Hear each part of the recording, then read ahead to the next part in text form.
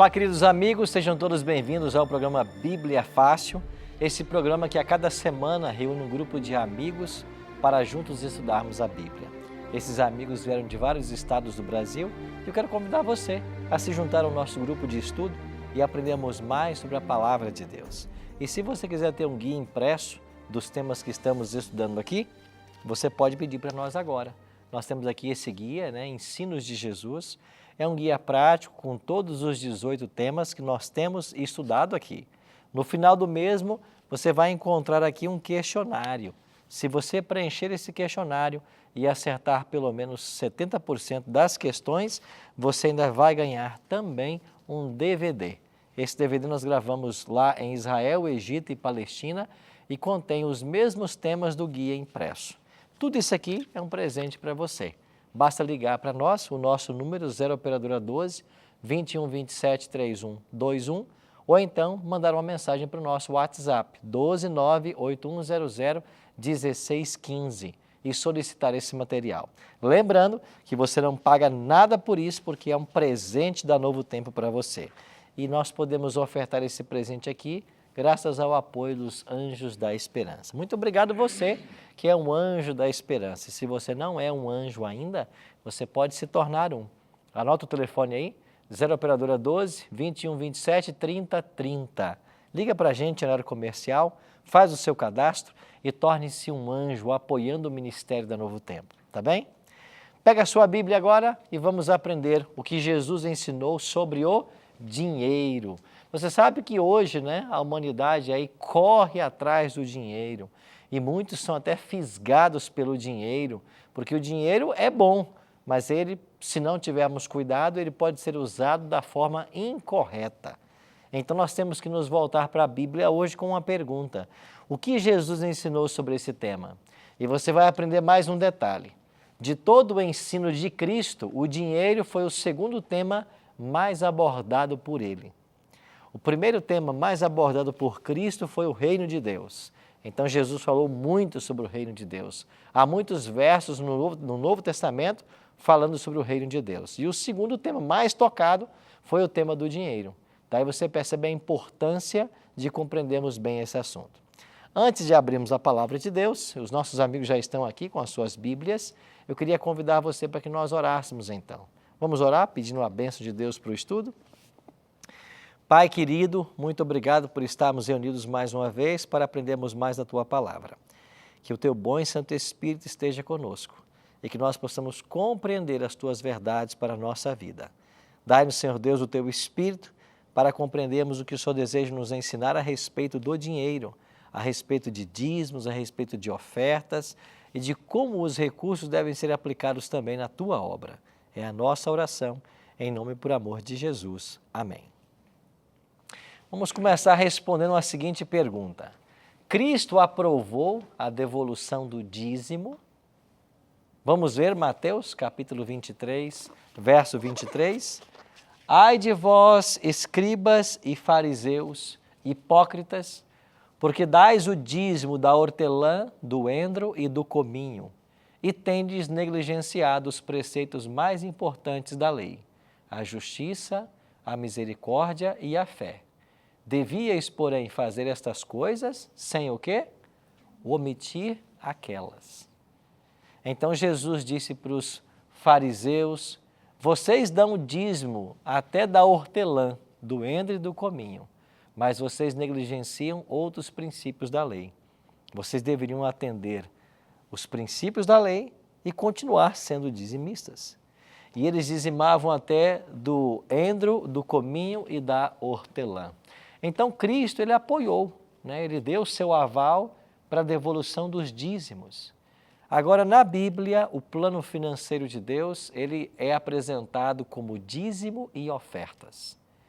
Então, o plano financeiro de Deus envolve essas duas áreas, dizimar e ofertar, como nós vamos ver nos textos de hoje. A prática da devolução do dízimo ela é antiga. Já em Gênesis, você vai encontrar um exemplo de alguém devolvendo o dízimo. Em Gênesis 14, 20, nós lemos, e bendito seja o Deus Altíssimo que entregou os teus adversários nas tuas mãos, e de tudo lhe deu a Abrão o dízimo.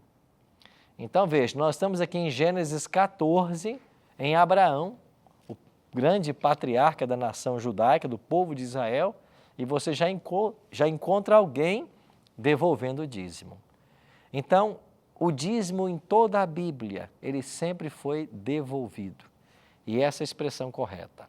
Alguns dizem assim, eu vou lá pagar o meu dízimo, né? Eu vou lá dar o meu dízimo. Não, você devolve.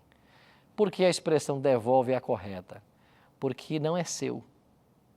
Então, Deus ele confiou em você como mordomo e você devolve parte daquilo que Ele te deu como prova de honestidade.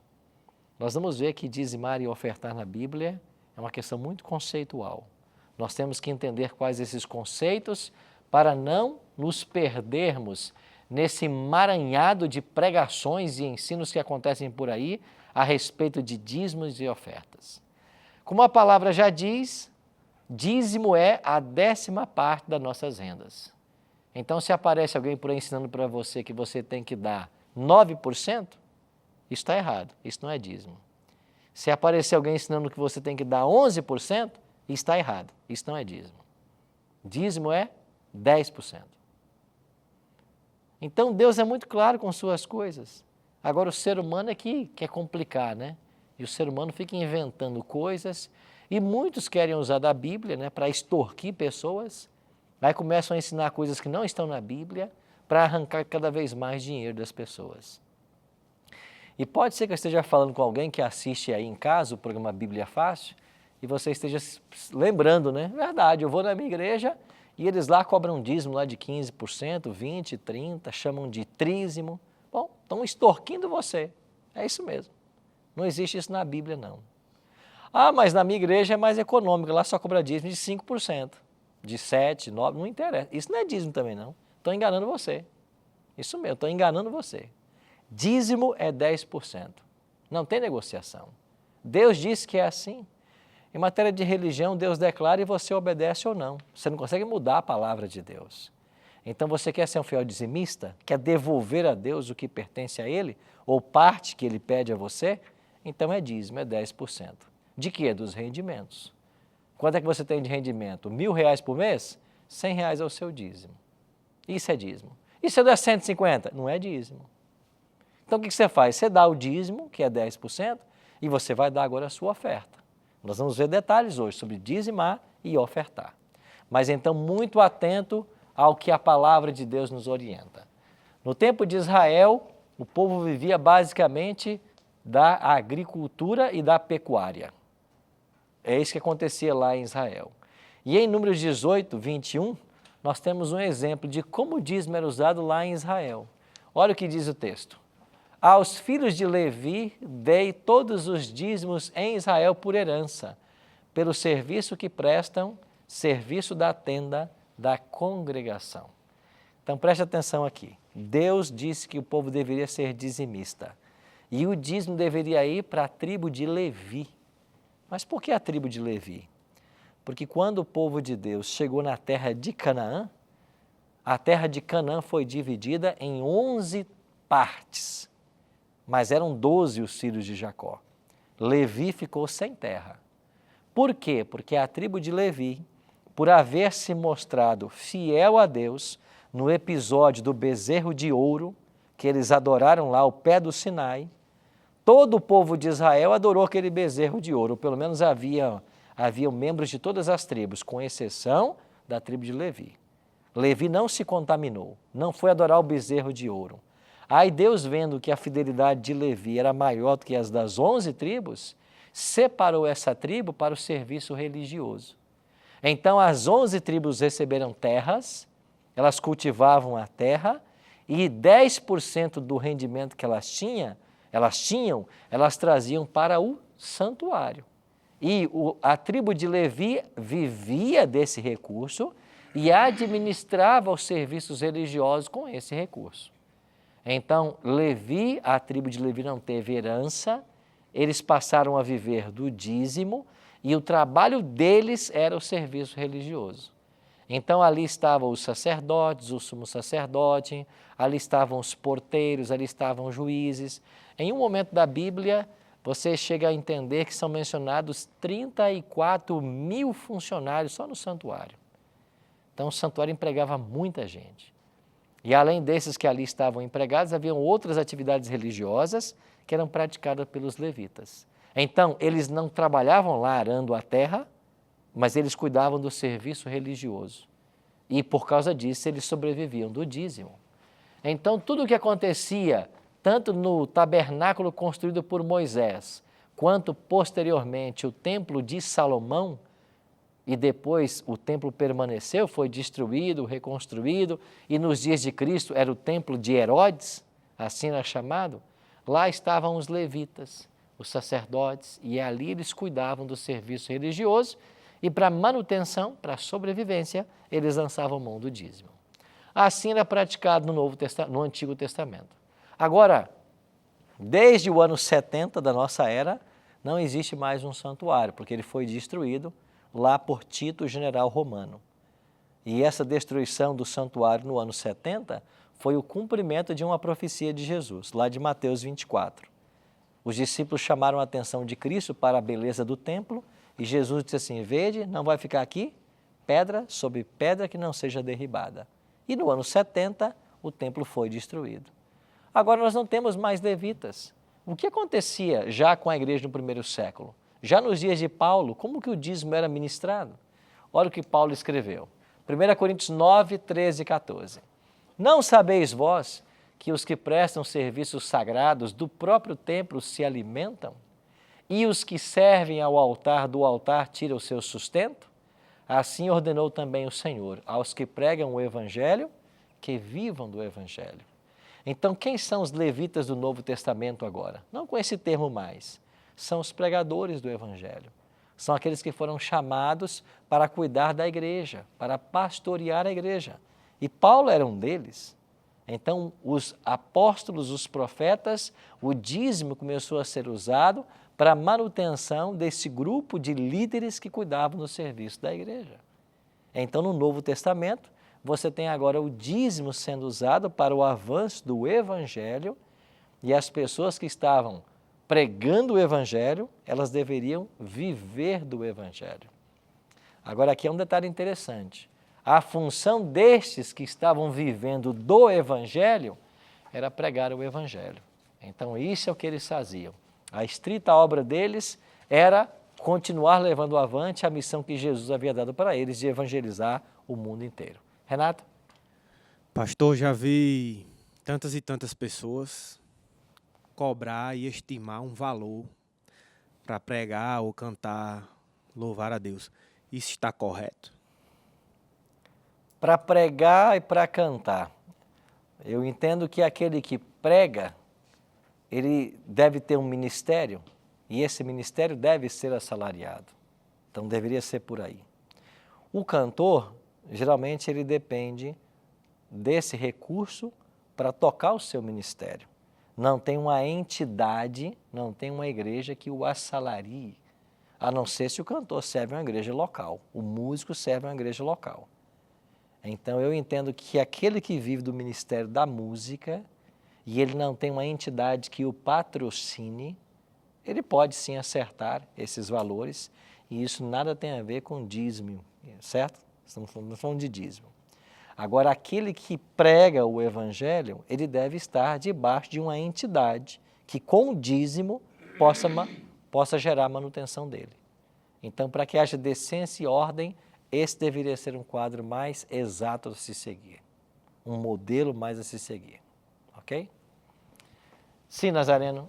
Eu só contribuir na informação de que uma determinada igreja, denominação, ele, para arrecadar mais dinheiro de forma ilícita, ele diz, tenha confiança no Senhor, e, por exemplo, que você dava o dízimo em cima de 10 mil. Aí que você agora, você paga o dízimo antecipado de 50 mil para você poder ganhar os 50 mil. Quer dizer, é um logro, é uma forma de enganar as pessoas, principalmente pessoa besta, que eu acho que quem ganha 50 mil conto não é tão bobo assim, mas eu estou dando só um exemplo. Então, ele diz o seguinte, se você normalmente ganha R$1.000, paga 100.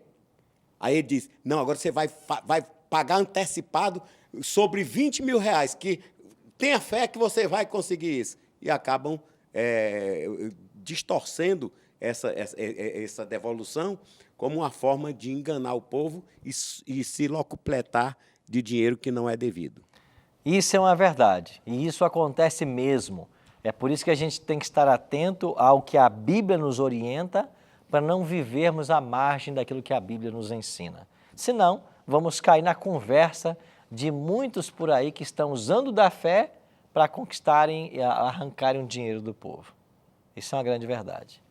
Sim, minha amiga Vanessa. Pastor, e como fica a situação das pessoas que vão passar pela vida, nunca vão frequentar nenhuma entidade religiosa, mas que fazem a caridade porque tocam no seu coração. Então, de repente, elas vão ajudar uma entidade ou a pessoa que ela faz o trabalho voluntário pelo seu coração. Vão ser voluntárias em algum programa. Como que fica isso? Nós todos somos estimulados a fazer trabalho voluntário, a fazer trabalhos caritativos, certo? Agora, esse recurso que eu sou estimulado a fazer, a trabalhar, não é o dízimo. Você não tem na Bíblia a autorização divina para que a pessoa, o adorador, administre o dízimo. Não é essa faculdade que Deus deu para ninguém. Você pode olhar para a sua Bíblia e pode pesquisar do Gênesis ao Apocalipse, e você não vai encontrar nenhum lugar dizendo o seguinte: você administra o dízimo como você quiser. Não, porque ele não é seu. Por isso que a gente não diz assim, a gente não paga dízimo, a gente devolve. Devolve porque não é nosso. Então eu posso usar dos recursos que eu tenho para abençoar e fazer obra de caridade, não tem nenhum problema. O recurso do dízimo, eu não posso fazer isso. Porque na Bíblia não está autorizando, não autoriza ninguém a administrar o dízimo como ele queira. Isso só pode ser usado para a obra de Deus. E eu vou explicar o que seria essa obra de Deus daqui a pouquinho.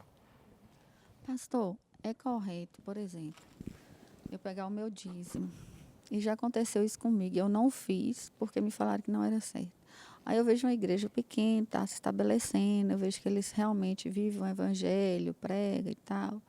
Aí eu falo, eu queria dar o dízimo ali, porque eles precisam, né? Aí uma pessoa me falou assim, não pode, você tem que dar o dízimo onde você congrega. Você não pode dar em outra comunidade.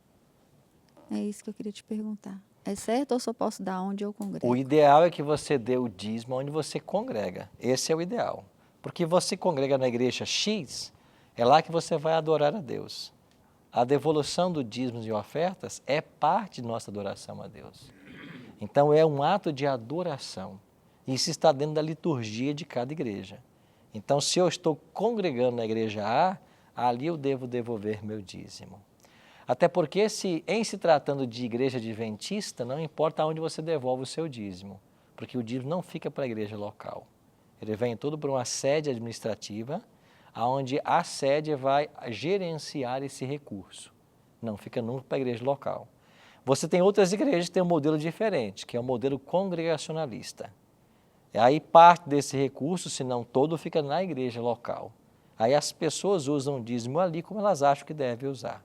Então, o modelo congregacionalista, ele foge um pouquinho o ideal da Bíblia. É por isso que a igreja adventista não aceita ser congregacionalista. Por quê? Porque o estilo congregacionalista favorece apenas a igreja local. Então, você pode ter ali uma igreja local que tenha muitos recursos e eles têm abastança para fazer o que quiser. Eles podem comprar terrenos do lado, fazer estacionamento, construir um grande prédio, montar naquela igreja uma rádio, montar uma TV, ter ali vários corais, eles têm muito recurso. Mas a igreja do bairro vizinho nunca vai ter isso, porque não foi distribuído de forma equitativa. Então, o sistema congregacionalista, ele favorece a isso. A igreja adventista é um sistema diferente, é um sistema representativo. Então, o dízimo vai para uma sede onde as necessidades de toda a região são olhadas. E isso é olhado por região, por país, por estado, por país e por mundo. Então, é por isso que esse sistema favorece. Então, por exemplo, igual lá na minha cidade, cada bairro tem uma igreja adventista. Aham. E são bonitos o templo e tal.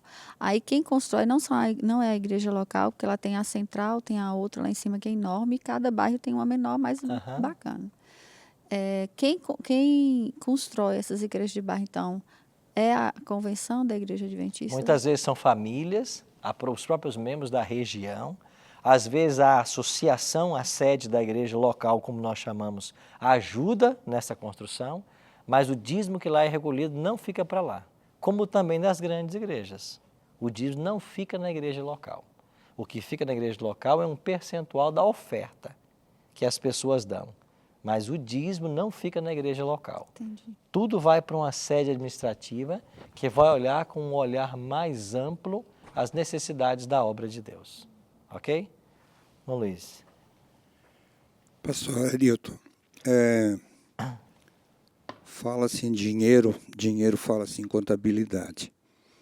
Eu lhe pergunto, o dízimo é a 10ª parte de tudo o que eu recebo. Se eu sou um assalariado, eu vou dar um dízimo sempre igual. Se eu sou um comissionado, soma-se comissão ao meu salário, divide-se e dá a 10ª parte. Certo. Supondo que eu seja assalariado ou não, supondo que eu receba, que eu devolva o dízimo todos os meses, e um certo mês há lá um problema na família, uma criança doente ou coisa parecida, um gasto extra, um gasto fora, e eu não devolvo o dízimo por falta, por ter que usá-lo por uma emergência. No mês seguinte, a emergência já passou, eu lhe pergunto, eu deveria dobrar o dízimo, a devolução, para compensar o mês que não foi feito, ou segue-se, volta-se ao normal, apenas o dízimo daquele mês que houve uma necessidade fica fora? Essa pergunta tua é uma pergunta frequente de muitas pessoas que estão nos assistindo. Dizimar e ofertar sempre será uma questão de fé. Então, a orientação que nós damos é que o dízimo não pode ser desviado para outra finalidade. Se você tem uma emergência dentro do mês, não é do dízimo que você vai lançar mão para aquela emergência, porque esse dinheiro não é seu. Agora, por que a gente faz essa orientação? Porque nós entendemos, à luz da Bíblia, e essa é a promessa, de que quando nós somos fiéis a Deus no dízimo e nas ofertas, a promessa de Malaquias que a gente vai ler aqui Ele vai abrir a janela dos céus e derramar bênção sem medida. Ele vai suprir. Ele vai suprir todas as nossas necessidades, sem que eu tenha que lançar mão do dízimo.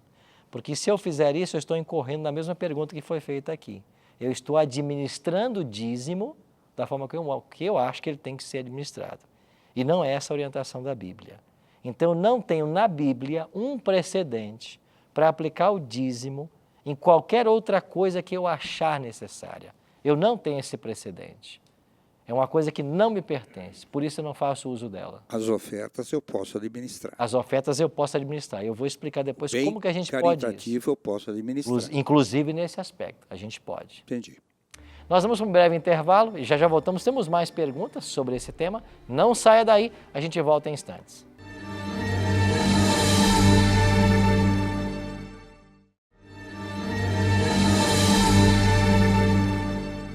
Estamos de volta com o programa Bíblia Fácil, hoje aprendendo o que Jesus ensinou sobre o dinheiro. E vimos no primeiro bloco que o plano de devolver dízimos é um plano estabelecido por Deus desde o Gênesis, para a manutenção da igreja. Quando chegamos no Novo Testamento, aprendemos que esse recurso deve ser usado estritamente para pregação do Evangelho. Eu não estou autorizado pela Bíblia a administrar o meu dízimo. Ele tem que ir para uma central, para uma sede, para algum escritório regional, onde ele possa ser aplicado exclusivamente para a pregação do Evangelho. Usar qualquer recurso do dízimo para outra finalidade é desvirtuamento do plano de Deus. E nós tínhamos uma pergunta aqui do José Alexandre. Sim, pastor. Eu gostaria de saber se o dízimo necessariamente é uma contribuição mensal, se ela poderia ser eventualmente, né, a contribuição poderia ser anual, e se há previsão na Bíblia, se mensal, anual ou o lápis temporal. Ok? Nós somos chamados a adorar a Deus e a Bíblia nos aconselha a não deixar de congregar, como é costume de alguns. Então, nós temos o hábito de congregar. Algumas igrejas 3 vezes por semana, tem igreja que é até todo dia, tem igrejas que são semanais. Então, eu vou adorar a Deus. Quando eu vou adorar a Deus, parte dessa adoração deve ser a minha fidelidade a Ele, nos dízimos e nas ofertas. Daqui a pouco vamos ler um texto de Malaquias, capítulo 3, que fala nessas duas coisas. Então, o mais breve possível que eu tenha acesso a algum recurso, eu deveria levar. Por quê? Porque é parte da minha adoração. Vamos supor que eu escolha devolver o dízimo uma vez por ano e vou juntando o meu provento para uma vez por ano dizimar. Eu vou passar o ano inteiro participando dos cultos e da adoração sem adorar a Deus com as bênçãos que Ele me tem dado materiais. Por quê? Porque eu estou guardando de alguma forma. Agora, se de fato o meu salário é mensal e se eu tenho provento só no final do mês, é claro que eu vou poder adorar a Deus com os meus recursos uma vez por mês. E eu não sei se existe algum caso onde tem apenas um salário anual e não haja nenhuma previsão mensal. Mas se houver o caso, quando eu tenho, é que eu devo adorar a Deus. Se o meu rendimento é anual apenas e eu não lanço mão de nenhum provento antes disso, é claro que a minha adoração vai ser anual. E Deus vai entender isso perfeitamente. E até vou entrar no outro ponto aqui. Eu não tenho salário. Eu trabalho em casa, cuidando da casa, cuidando dos filhos, eu não tenho salário. Você não tem dízimo para devolver. Você não tem salário, não tem dízimo. Agora, se há um casal onde o esposo trabalha e a esposa trabalha em casa, esse dízimo, quando é devolvido, até deveria ser colocado em nome do casal. Porque o esposo tem tempo para trabalhar e condições, porque a esposa é quem trabalha em casa, cuidando da casa e das crianças, etc. Ok? Milka. Pastor, eu trabalho, recebo meu salário, e aí assim que recebo, eu vou e faço as divisões. Devolvo o dízimo, boto uma parte na poupança e a outra parte vai para o investimento. Já dizimei. Agora eu preciso dizimar também sobre lucros e dividendos, por exemplo? Sim, eu coloquei um recurso numa aplicação e nesse mês ele me rendeu X. Essa aplicação não está dizimada. Eu dizimo a aplicação, certo? Eu não dizimo o capital investido lá, mas aquela rentabilidade, porque isso é um salário que eu estou tendo, né? Tem pessoas que vivem só da Bolsa de Valores, só de investimentos. Então ele investe lá um valor que vai dar uma rentabilidade para ele. Essa rentabilidade tem que ser mensalmente dizimada, ok? Uma outra Esse é o meu dúvida. rendimento. Sobre o que o senhor falou agora, no caso do esposo e da esposa. Aham. Ela não trabalha, mas vamos supor que o esposo dê sempre uma ajuda mensal a ela, dê um Aham. valor a ela. Ela precisa dizimar ou o dízimo é só sobre rendimento? Depende, ele deu uma ajuda para ela, mas essa ajuda que ele deu, ela foi dizimada? Se eu dizimei e dei para minha esposa, isso é dinheiro dizimado. Agora, se eu recebi, se não dizimei e dei para ela, ela tem que dizimar. Então, o dinheiro não tem que ser dizimado 2 vezes. Ele tem que ser dizimado uma vez. Mas ele tem que ser dizimado. Enquanto eu estudava e não trabalhava, e aí meu pai sempre despendia um certo valor para mim. Eu deveria dizimar sobre O seu isso? pai era dizimista? Não, eu acredito que sim, mas se eu não soubesse, eu deveria dizimar. Então, o meu dízimo fica condicionado ao dízimo dele. Você precisa É saber porque se ele está dizima ou dando não. para você, né? Então, se ele era Isso. dizimista, ele está te dando um dinheiro que foi dizimado. Você não tem que dizimá-lo novamente. Entendi. Porque ele que está recebendo o provento, ok? Agora, se ele não era dizimista e dava para você, aí você deveria dizimá-lo. Ok, obrigada. Então, o dinheiro deve ser dizimado uma vez, ok? Isso é que a palavra de Deus nos orienta. Pois não, Renato? Pastor, a respeito de quem empresta dinheiro a juros, Aham. essa prática ela é correta ou é ilícita? A palavra de Deus diz que nós não deveríamos emprestar a juros, porque havia lá em Israel um problema de pessoas que estavam afligindo outras com essa prática. Hoje, estabeleceu-se um mercado onde você acaba pegando dinheiro de banco, etc., etc., trabalha com financiamento, etc., etc. Eu acho que em toda negociação deveria haver honestidade. Então, você não pode aproveitar uma situação difícil que alguém está vivendo para explorar a pessoa. Agora, eu quero ajudar alguém. E esse alguém que eu quero ajudar, ele está para sair de uma dívida, ele vai contrair um empréstimo no banco e vamos supor que ele vai pagar lá 2% para o banco. Então, eu posso emprestar para ele, quem sabe menos que isso? Eu posso fazer isso para ajudá-lo? Posso. Na pior das hipóteses, eu vou fazer o que o banco está fazendo. Agora eu vou cobrar mais do que ele poderia ter acesso, então já passa a explorar a pessoa. Então tudo tem a ver com o espírito com que se faz a coisa. E o objetivo deve ser de ajudar e não de explorar. Certo?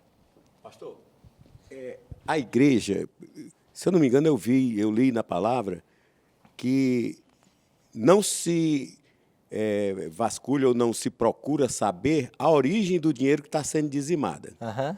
Então, quer dizer, se o cara praticou um ato desonesto e dizimou daquele ato desonesto, a igreja está recebendo alguma coisa que não é lícita. Você pode explicar isso aí? A igreja geralmente não sabe a origem, né, do recurso. Assim, E nem quer de saber, alguns. e também não interessa saber. De Ela quer alguns. que o cara bote lá, não é isso? Não é que funciona, na igreja adventista não funciona assim. Se eu sei que a origem do valor é ilegal, eu não deveria aceitar esse valor. Eu deveria conversar com a pessoa e ajudá-la. Escuta, você está aqui vindo dizimar, e dizimar é um ato de fé, de fidelidade a Deus, mas esse dinheiro você o conseguiu de forma ilegal. Então, não vai adiantar você dizimar daquilo que você adquiriu de forma ilegal. Então, a igreja tem que fazer um trabalho espiritual com essa pessoa para ela passar a ganhar dinheiro de forma lícita. Então, se a gente sabe a origem do recurso e essa origem não é lícita, a igreja tem que fazer um trabalho com essa pessoa para tirá-la do erro. Vamos dizer agora, vamos tirar de cena aí a palavra ilícita. Aham. Vamos fazer o seguinte, ele ganhou de forma não convencional dinheiro. Ele jogou na loteria esportiva, ou Sena, esse negócio aí, que é algo que é um pecado, porque você está enriquecendo. Classificado como um jogo de azar. Jogo de azar, mas não é ilícito, porque é administrado pelo próprio Estado. Então, ele ganhou 10 milhões e dá 1 milhão para a igreja. A igreja, mesmo sabendo dessa situação, que todo o trabalho, todo o dinheiro deve ser fruto do trabalho, ganharás o pão com o suor do teu rosto, e a igreja, então, aceita esse dízimo? Eu acho que a igreja não aceitaria. Eu não Mas conheço não tem nenhum certeza. caso. Eu não conheço nenhum caso. Ok. Eu acho que ela não aceitaria. Ok. Certo?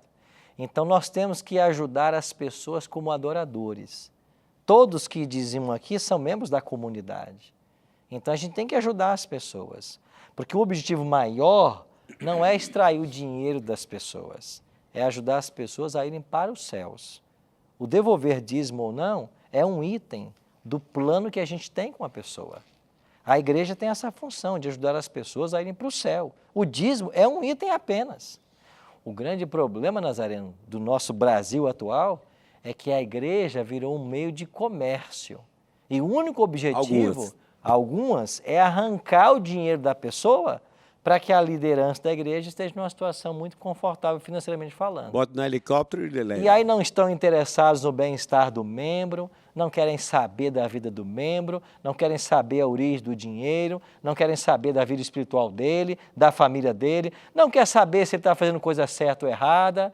Você sabe que tem muita igreja por aí que é assim? Com dízimo, há uma preocupação tremenda. E todo culto tem lá a pregação, tem lá as ameaças, todo mês tem pregação, tem ameaça. Agora, a igreja não está ligando se você está vivendo em adultério. Você pode estar adulterando aí. A igreja nem vai tocar no assunto. Por quê? Porque muita igreja que não tem compromisso com a Bíblia não quer saber da verdade, ela quer o seu dinheiro. Então, um conselho para você. Se você é membro de uma igreja que só fala em dinheiro e não está interessado em você como pessoa, como indivíduo, não quer ajudar você a ir para o céu, não se preocupa com a sua vida pessoal, com a sua vida familiar, não se preocupa com o seu testemunho, com as suas relações sociais, não orienta você no que é certo, no que é errado, sai dessa igreja, você está perdendo o seu tempo. Eles só estão interessados no seu dinheiro, nada em você. Igreja séria é a igreja que se interessa pela pessoa como um todo. É É a igreja que pega a Bíblia, que a gente tanto valoriza aqui, e diz para a pessoa o que é certo e o que é errado. Igreja que diz para a pessoa quando ela está no erro e ajuda ela a sair do erro. Dinheiro, dízimo, é apenas mais um item no tratamento que se dá a esse membro. Isso é igreja séria. Agora, a igreja que não é séria, está nem aí para você. Se você está em pecado, se você não está, onde você conseguiu esse dinheiro. Eles querem saber se você está dando dízimo todo mês, ou se está dando oferta, e fica arrancando de você tudo que você tem. Essa igreja está perdendo tempo aí, amigo. Sai daí, sai daí. Você vai perder seu tempo, vai perder seu dinheiro, e você pode perder a vida eterna. Pronto, você perdeu tudo. Então, busca uma igreja séria. A igreja tem que ser séria. A gente está tratando de assunto de dinheiro, então tem que ser séria. E sabe o que é ser sério? É ser transparente. Você já viu que no Novo Tempo, que a gente faz todo ano um programa, Anjos em Ação? Você já viu os relatórios que a gente dá aqui? E diz quanto por cento vai para cada coisa aqui nessa Novo Tempo? A gente informa quanto entra, quanto vai para cada coisa, quanto se paga. Isso é igreja séria. E outro, todo o recurso que entra aqui é para a pregação do Evangelho. Aqui não, nós, como igreja adventista e como Novo Tempo, nós não estamos aqui para enriquecer ninguém, não. E você talvez não saiba, vai saber agora, nós, pastores adventistas, somos assalariados. Todos nós somos assalariados. E no Brasil, temos o mesmo salário. Então, eu posso estar aqui no Novo Tempo, eu posso cuidar de uma igreja central, com 3.000 membros, ou posso cuidar de uma pequena igreja lá no interior do Maranhão, do Amazonas, do Pará. O meu salário é o mesmo, porque nós somos assalariados. Pastor, eu queria só complementar aí. Sim, Nazareno. O seguinte, já que é uma edificação, a devolução do dízimo. É uma adoração que você presta a Isso. Deus, né? Então, há casos em que o membro é disciplinado e, por causa daquela disciplina, ele está proibido de devolver o dízimo. Há essa possibilidade, porque, entenda bem, ora, como deu aí, porque o cara não entende, às vezes ele está em adultério. Tá, sim, isso impede dele devolver o dízimo? Não. Ele está disciplinado, ele está proibido de devolver Não. o dízimo, ou está recomendado que não deve devolver o dízimo? Você devolve o dízimo sempre, não importa o seu status na igreja. Então, eu vou disciplinar alguém e, porque ele está disciplinado, eu vou impedi-lo de uma outra prática bíblica obrigatória. Tem igrejas, eu estou sabendo, porque tem igrejas que fazem assim. Está completamente Cara, errado. não pode devolver o dízimo enquanto não terminar o período de disciplina dele. Está completamente errado.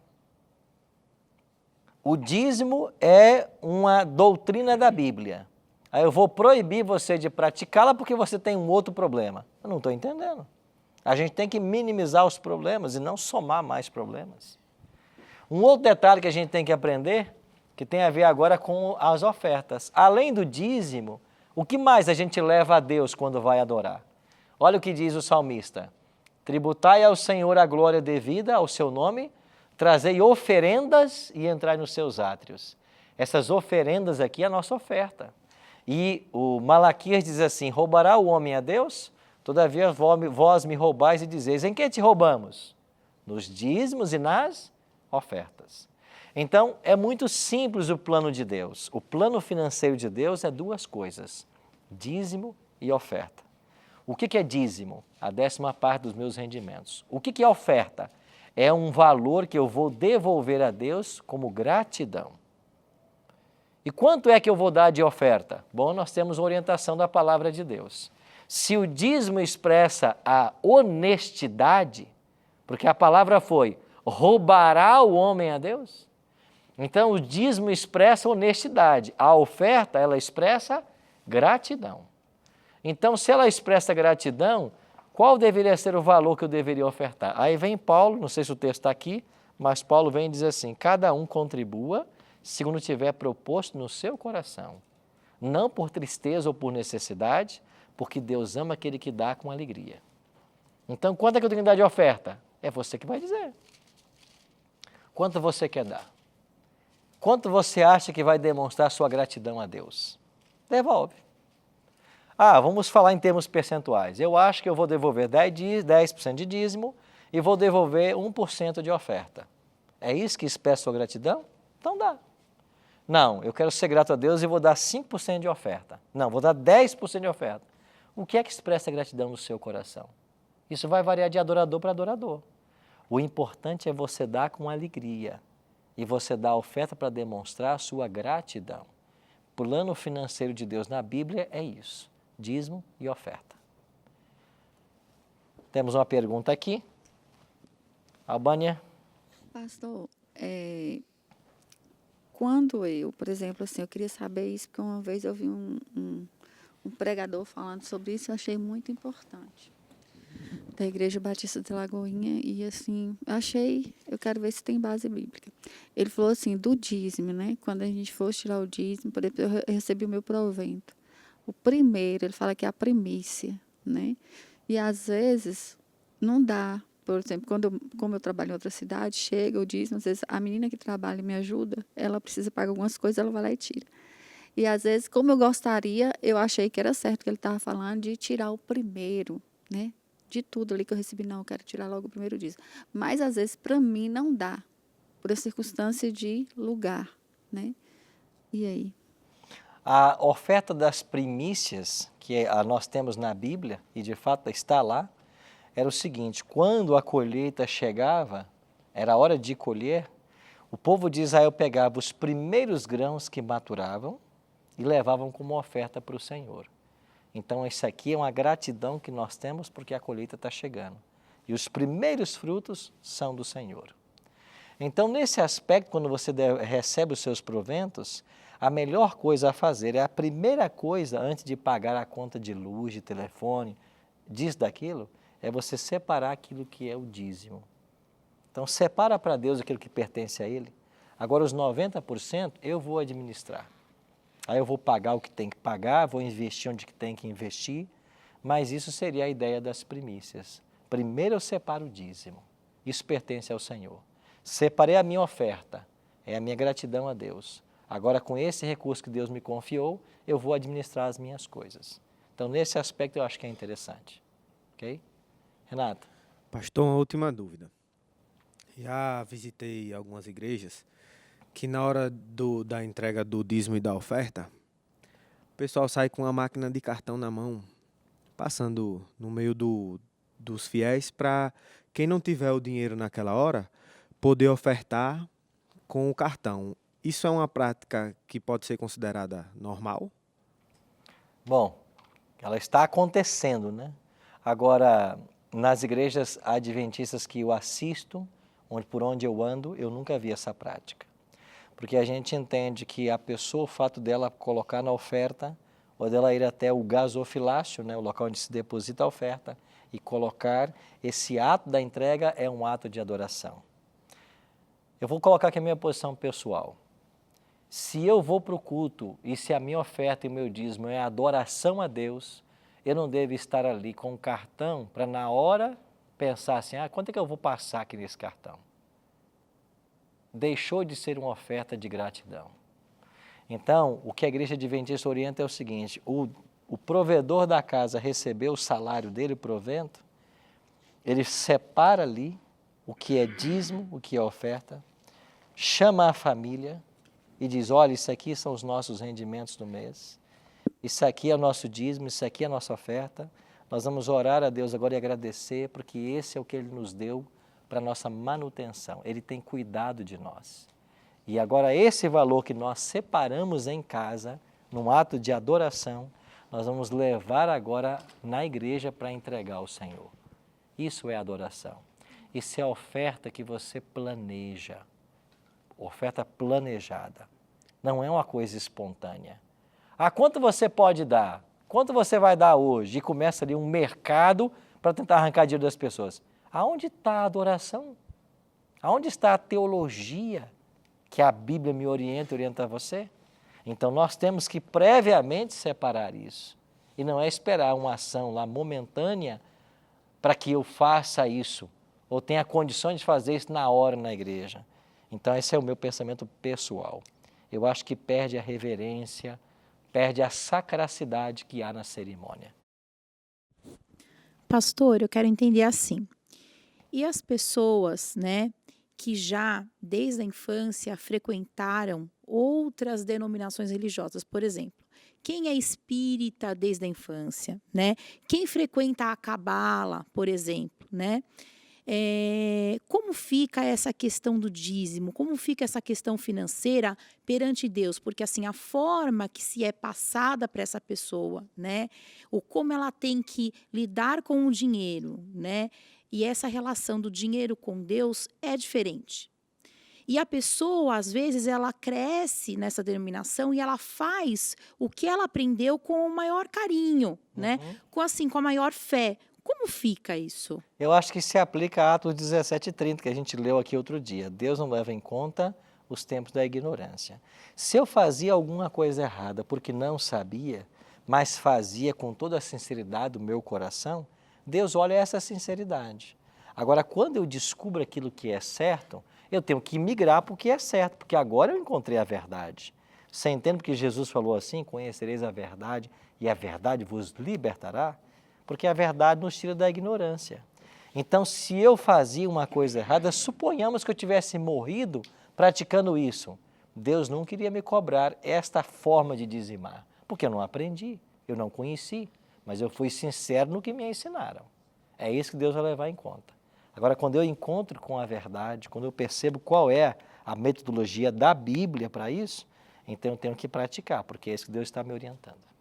Então, assim, por exemplo, se eu chegar para uma pessoa, né, e eu colocar para ela essa questão do dízimo, né, pegar a Bíblia, olha, então é isso, isso, isso. E se a pessoa virar e falar assim, não, né, eu não concordo com você, porque você não está conseguindo fazer a interpretação da Bíblia de uma maneira correta. Eu aprendi que é dessa forma. Então, assim, perante Deus, essa pessoa ela está numa ignorância involuntária, porque ela ainda não entendeu realmente, ou é uma ignorância voluntária, porque ela realmente não quer me entender? Esse limite é muito tênue e a gente não consegue identificar nas pessoas. Eu não sei até que ponto uma pessoa que está insistindo numa prática, ele tem consciência de que ele não está certo ou de que ele não viu claramente a verdade ainda. Então pode ser que as pessoas percebam claramente a verdade e se oponham a ela, e pode ser que a pessoa não se introspectou dessa verdade e por isso ainda abraça a sua tradição antiga. Então esse limite ele é muito tênue e aos olhos humanos ele é impercebível. Não dá para perceber. A gente tem que continuar ajudando as pessoas até chegar ao conhecimento pleno. É igual você dizer assim, vou dar um exemplo claro para você. Todo mundo sabe que os adventistas guardam o sábado. A igreja adventista prega o sábado. Nós temos agora milhões de pessoas que estão nos assistindo e que ouvem dizer que o sábado é bíblico, é o quarto mandamento, que nós guardamos o sábado. Quer dizer que esses milhões de pessoas já estão com a verdade sobre o sábado? Não. Porque o simples fato de ouvir não quer dizer nem que ele se introspectou da verdade. Agora, aquele que é sincero, o indagador, ele vai para a Bíblia. Aí ele confere os textos e percebe que de fato isso é verdade. Agora ele entendeu o que é verdade e o que não é. Então essa linha é muito tênue da gente saber quem é que passou por ela ou ainda não passou. Pastor, teria só um complemento a fazer agora, um esclarecimento. Eu sei que os pastores também devolvem o dízimo. Claro, a gente recebe o provento, tem que dizimar. O que eu sei é que é descontado, já vem no Lerite dizer... Nós temos essa opção. Ah, não é. Porque aí não teria a oportunidade de chamar a família Claro. e fazer aquela pré-eleção. Nós temos uma opção. Então, o que eu sabia era que já vinha descontado no salário do pastor. E aí perdi essa oportunidade que o senhor está agora esclarecendo. Então nós temos a opção. Isso pode tanto vir descontado já no meu contra-cheque, como eu posso optar por não descontar. Eu tenho que dar essa opção. Eu tenho que escolher essa opção. Agora, quais são a vantagem e desvantagem? Pode ser que eu não tenha a moeda física para fazer o que eu devo fazer com a família mesmo, não tendo a moeda física. Eu posso mostrar os valores e dizer, olha, o que nós devolvemos foi X. Isso pode ser feito. Qual é o lado positivo disso? Eu não sou tentado a lançar mão daquilo que não é meu. Porque aquilo que vai cair na minha conta já é o que eu posso usar. Então a tentação para mim é menor. Então se eu tenho alguma forma de me levar a ser menos tentado, eu vou por aí. Okay. Certo? Mas é uma opção. Nós temos essa opção. Ok?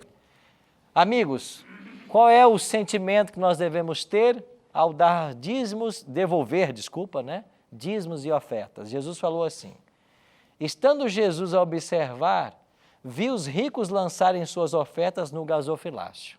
O gasofilácio era um local onde eram depositadas as ofertas. Viu também certa viúva pobre lançar ali 2 pequenas moedas e disse: verdadeiramente vos digo que esta viúva pobre deu mais do que todos. Porque todos estes deram como oferta daquilo que lhes sobravam. Esta, porém, da sua pobreza, deu tudo o que possuía, todo o seu sustento. Olha que história impressionante contada por Jesus. O que ele quer ensinar com isso? Algumas lições preciosas. Primeira lição: qual é a moeda de Deus? A moeda de Deus não é valor, não é real, não é dólar, não é euro. Deus tem uma moeda. A moeda de Deus é percentual.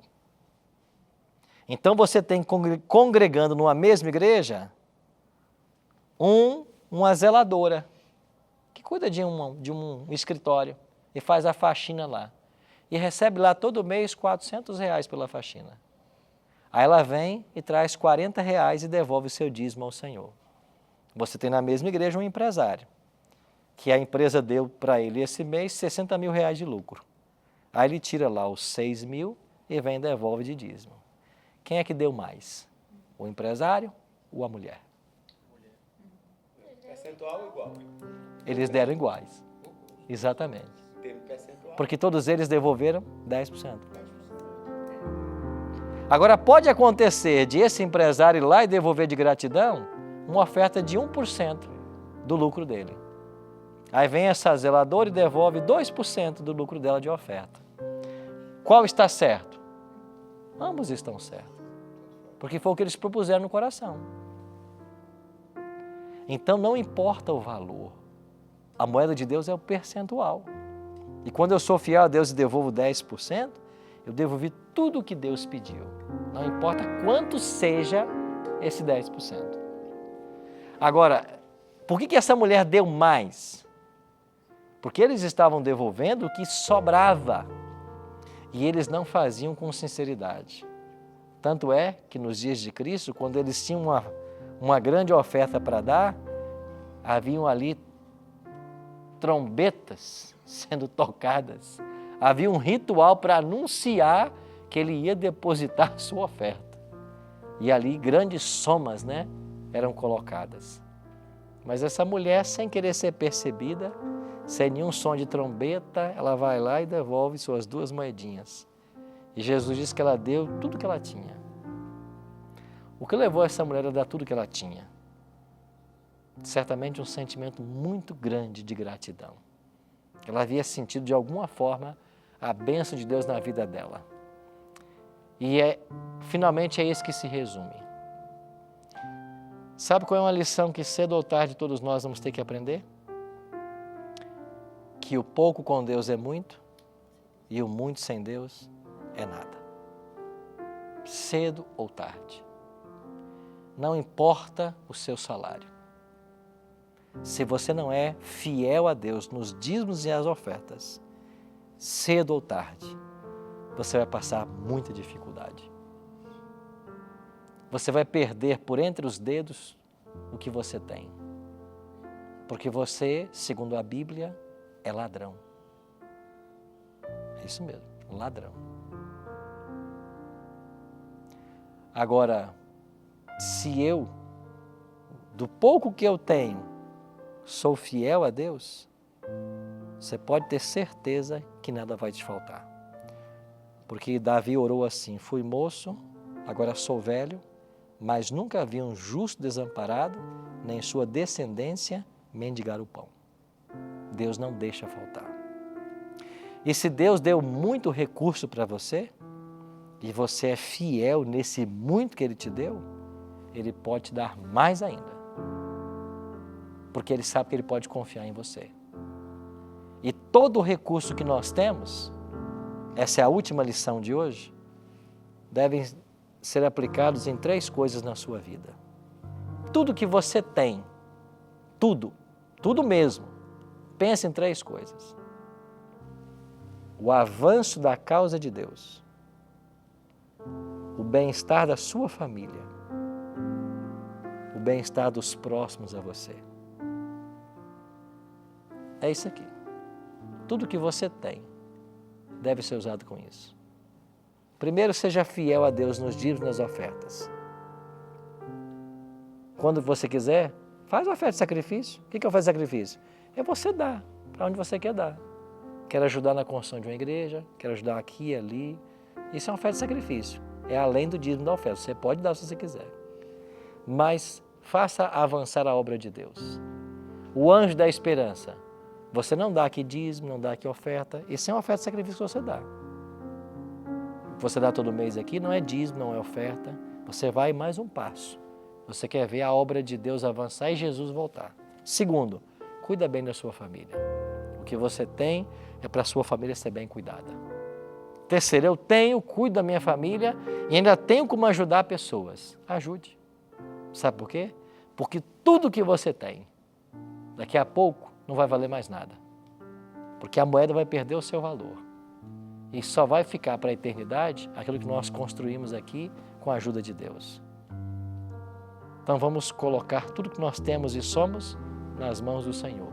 E Ele vai nos dar sabedoria para a gente usar isso para o bem das pessoas e para o avanço da causa de Deus. Queria que você pensasse nisso. Nós vamos ter uma música agora. Enquanto ouvimos essa música, pense. O que eu preciso fazer? Que situações eu preciso acertar na minha vida? Você quer ser leal a Deus, quer ser fiel, você quer a bênção do Senhor. E o texto continua de Malaquias 3, 8 a 10. Se você for fiel nos dízimos e nas ofertas, Deus diz assim: eu abrirei a janela dos céus e derramarei sobre vocês bênçãos sem medida. É isso que está prometido para o fiel. Bênçãos sem medida. Se Deus souber que Ele pode confiar em você, Ele vai te abençoar grandemente. Pensa nisso.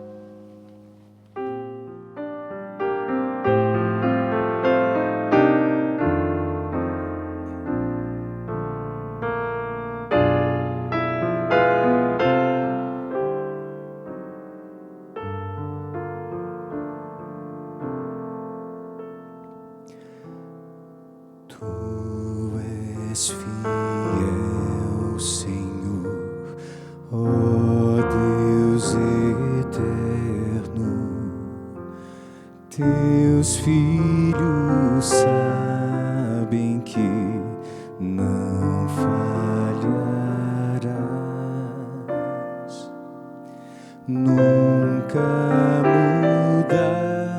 mudaste tu, nunca faltaste, tal como eras, tu sempre serás.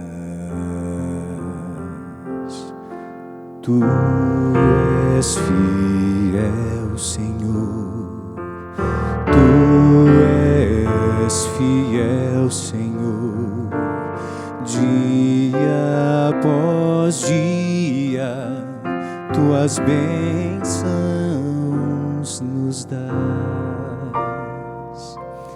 Tua mercê nos sustenta e nos guarda, sim, para sempre, ó Deus, fiel serás.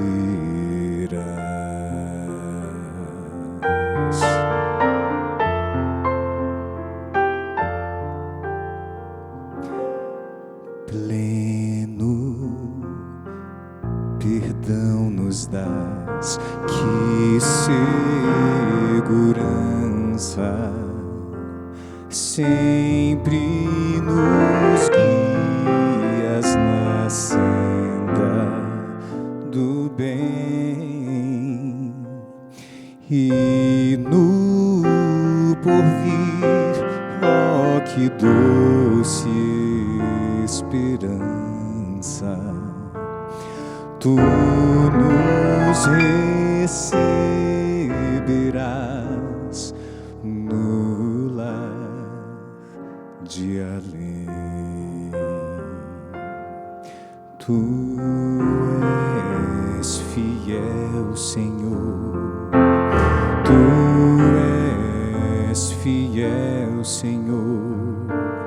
Dia após dia, tuas bênçãos nos dás.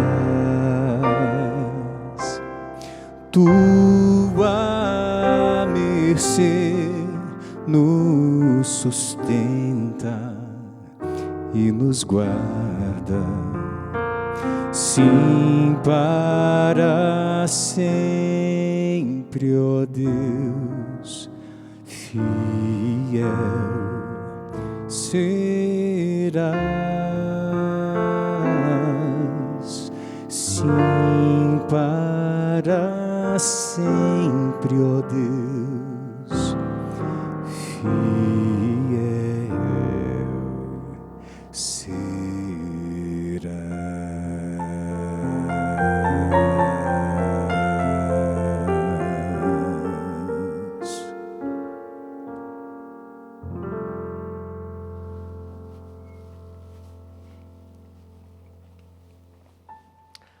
Obrigado, Robinho. Deus é fiel todo o tempo. A palavra de Deus nos orienta que quando nós trabalharmos e adquirirmos as coisas, não digas no teu coração, eu adquiri essas coisas. Antes te lembrará do Senhor teu Deus, porque Ele é quem te dá forças para trabalhares. É Deus quem dá sabedoria a você para empreender. É Deus quem dá o oxigênio para você respirar. É Deus quem te dá saúde, quem cuida de você. Então nunca esqueça, tudo que você tem foi Deus que te deu. Nunca ache que você conquistou sozinho. Porque se você tem alguma habilidade e essa habilidade trouxe lucros para você, foi Deus também quem deu. É por isso que na Bíblia nós somos chamados no papel de mordomos. O que faz o mordomo? Ele administra um bem que não é dele, é do Senhor. Então, tudo pertence ao Senhor, como diz o Salmo 24:1. Ao Senhor pertence a terra e a sua plenitude. Tudo é de Deus. Agora, Deus resolveu confiar em nós. Então, Ele dá para nós as coisas. E a gente devolve, então, como honestidade o dízimo, devolve a oferta como gratidão. E aquilo que fica, ainda não é nosso, também é dele. Mas a gente pode administrar. Aí você deve cuidar bem da sua família, daqueles que te cercam, fazer avançar a obra de Deus. É para isso que Deus dá esses recursos. E se nós aplicarmos dessa maneira, a bênção do Senhor vai estar conosco. Então, Deus quer nos abençoar grandemente. E Ele diz assim, fazei prova a mim, diz o Senhor. Fazei prova nisto. Se eu não vos abrirei a janela dos céus e derramarei bênçãos sem medidas. Põe o Senhor à prova e Ele vai cuidar de você. Você vai perceber. Pai querido, muito obrigado por Tua palavra hoje, que nos alerta a respeito de tantas coisas e nos mostra a verdade com tanta transparência. Dai-nos agora do Teu Espírito, para que sejamos motivados a andar nesse caminho. E prepara-nos a todos para a Tua breve volta. Oramos em nome de Jesus. Amém. Obrigado, amigo, pela sua companhia. Semana que vem a gente se encontra para mais um tema da Palavra de Deus com esse grupo de amigos que estão esperando também por você. Até lá.